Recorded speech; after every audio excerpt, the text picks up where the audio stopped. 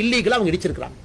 திராவிட முன்னேற்ற கழகம் ஆட்சிக்கு வந்த பிறகு 2021 மே 6ஆம் தேதியிலிருந்து தமிழகத்தில் இல்லீகலாக இருக்கக்கூடிய ஒரு சர்ச் என்கரேஜ்மெண்ட் மக்களுடைய பயன்படுத்தக்கூடிய அல்ல புறம்போக்கு நிலம்னு கொடுத்திருக்காங்க. ஒன்னு இடிச்சாங்களா? கிடையாது.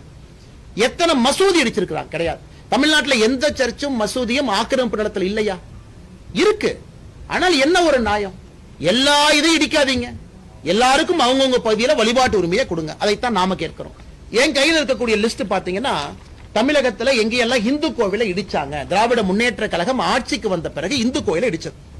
இதுல நிறைய கோவை மாநகர் முத்தானம்மன் கோயில் இருந்து, வேத விநாயகர் டெம்பிள் மின்ட் ரோடு சென்னையில் இருந்து, சூலூர் வாசுதேவர் டெம்பிள் இருந்து, தஞ்சாவூர் குபேர விநாயகர் டெம்பிள் இருந்து, கீழவாசல் பகுதி ஆதி மாரியம்மன் கோவில் இருந்து, அரியலூர் மாவட்டம் சனீஸ்வரன் பகவான் கோயில் மேட்டுப்பாளையம், திருவள்ளூர், பெரம்பூர், அது இருக்குதுங்க. லிஸ்ட் இருக்கு. 161 தாண்டிட்டாங்க.